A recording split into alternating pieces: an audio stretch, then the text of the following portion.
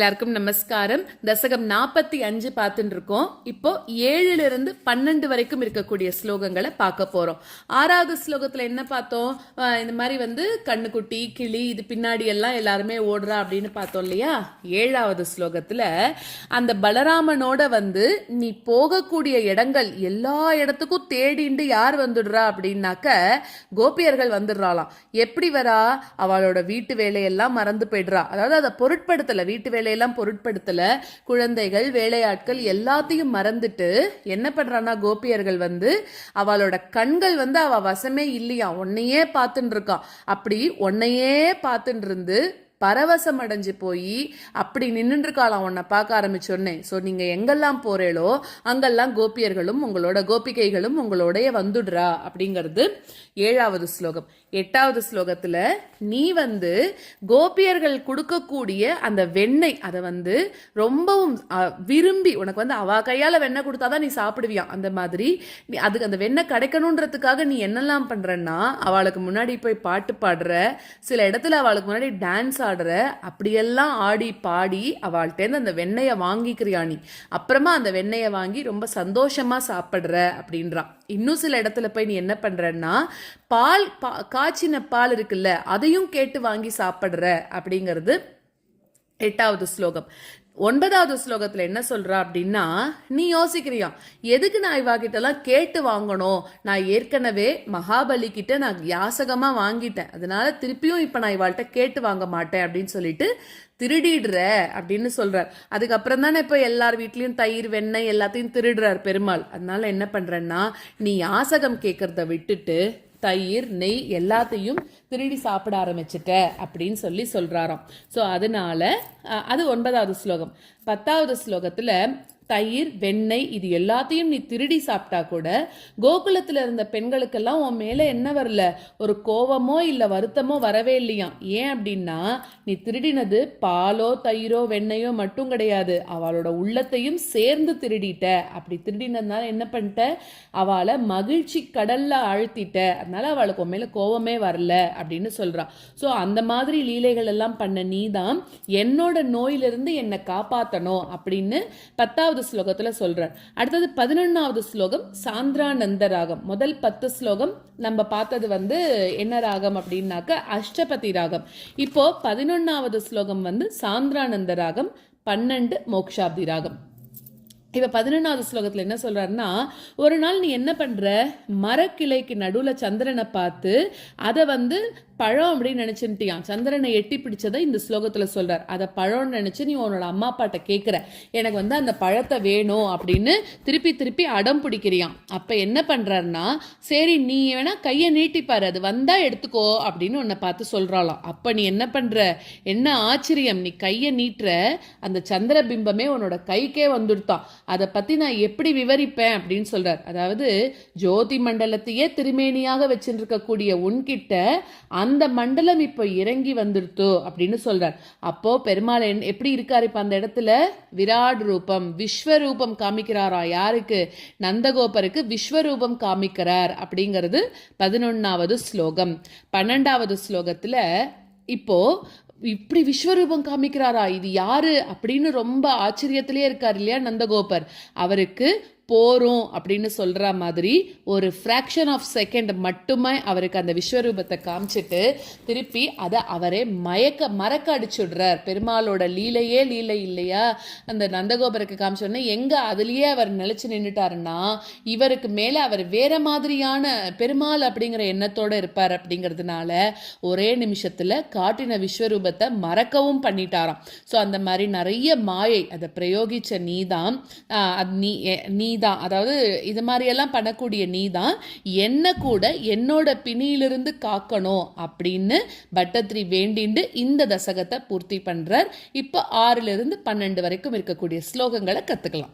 ஹலதர சஹிதஸ்த்வம் யத்ர யத்ரோபயாதஹ விவஷ பதித நேத்ராஹ தத்ர தத்ரைவ கோப்யஹ விகலித கிருஹக்ருத்யா விஸ்மிருதா பத்யபிருத்யாஹ முரஹர முஹுரத்யந்த் ஆகுலா நித்யமாசன் हलधरसहितस्त्वं यत्र यत्रोपयातः विवशपतितनेत्राः तत्र तत्रैव गोप्यः हलधरसहितस्त्वं यत्र यत्रोपयातः विवशपतितनेत्राः तत्र तत्रैव गोप्यः विगलितगृहकृत्या विस्मृतापत्यभृत्याः मुरहरमुहुरत्यन्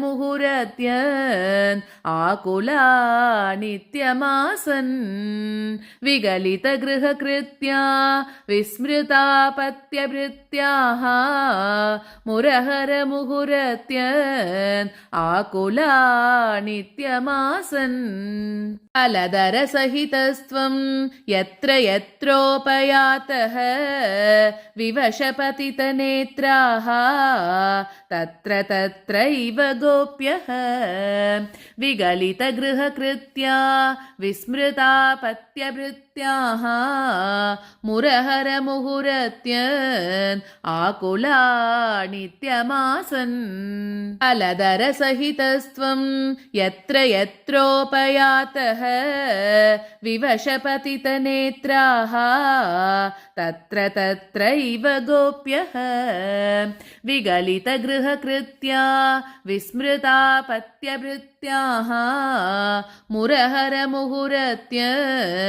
आकुला नित्यमासन् प्रतिनव नवनीतं गोपिका दत्तमिच्छन् कलपदमुपगायन् कोमलं क्वापि नृत्यन् सदययुवतिलोकैः अर्पितं सर्पिरश्नन् क्वचन नवविपक्वं दुग्धमप्यापिबस्त्वम् प्रतिनवनवनीतं गोपिका दत्तमिच्छन् कलपदमुपगायन् कोमलं क्वापि नृत्यन् प्रतिनवनवनीतं गोपिका दत्तमिच्छन् कलपदमुपगायन् कोमलं क्वापि नृत्यन् सदययुवतिलोकैः अर्पितं सर्पिरश्नन् क्वचन नवविपक्वं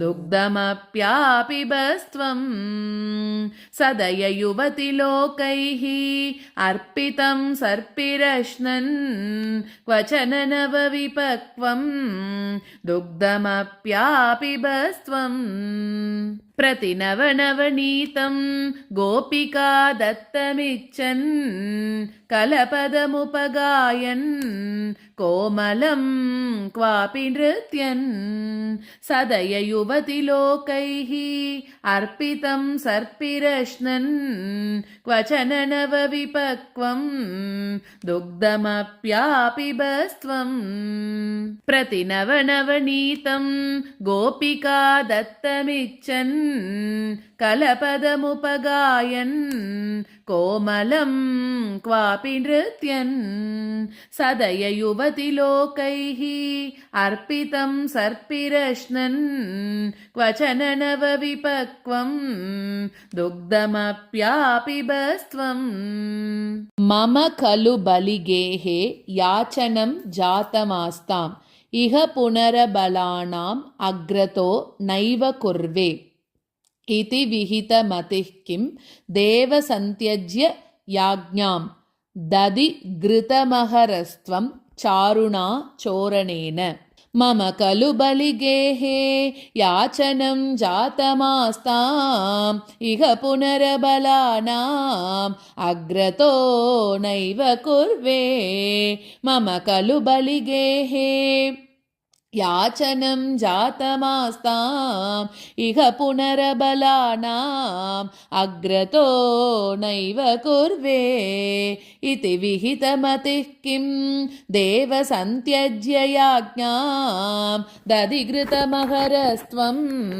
चारुणा चोरणेन इति विहितमतिः किं देवसन्त्यज्य याज्ञां दधिघृतमहरस्त्वं चारुणा चोरणेन मम खलु बलिगेहे याचनं जातमास्ताम् इह पुनरबलानाम् अग्रतो नैव कुर्वे इति विहितमतिः किं देव सन्त्यज्य याज्ञां दधिघृतमहरस्त्वं चारुणा चोरणेन मम खलु बलिगेहे याचनं जातमास्ताम् इह पुनरबलानाम् अग्रतो नैव कुर्वे इति विहितमतिः किं देव सन्त्यज्य याज्ञां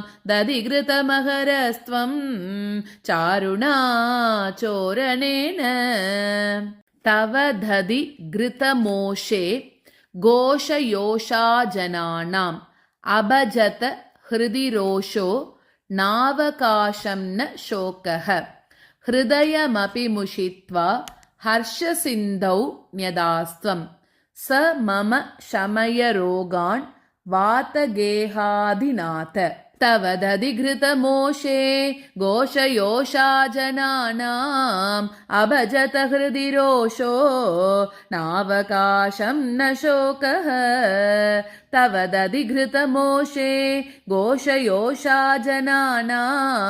अभजत हृदि रोषो नावकाशं न शोकः हृदयमपि मुषित्वा हर्षसिन्धौ न्यधास्त्वं समम शमय रोगान् वातगेहादिनाथ हृदयमपि मुषित्वा हर्षसिन्धौ न्यधास्त्वं समम शमय रोगान् वातगेहादिनाथ तव दधिघृतमोषे घोषयोषाजनानाम्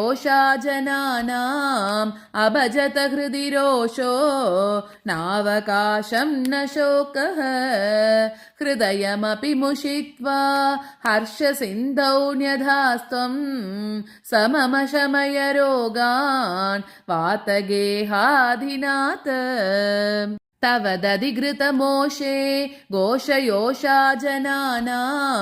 अभजत हृदि रोषो नावकाशं न शोकः हृदयमपि मुषित्वा हर्षसिन्धौ न्यधास्त्वं समम शमय रोगान् वातगेहाधिनाथ शाखाग्रेथविधुं विलोक्य फलमिति अम्भां च तातं मुहुः सम्प्रार्थ्याथ तदा तदीयवचसा प्रोत्क्षिप्तबाहौ त्वयि चित्रं देव शशीस ते करमगात् किं ब्रूमहे सम्पतः ज्योतिर्मण्डलपूरिता किल वपुः प्रागाविराड्रूपताम् शाखाग्रेतविधुं विलोक्य फलमिति अम्बां च तातं मुहुः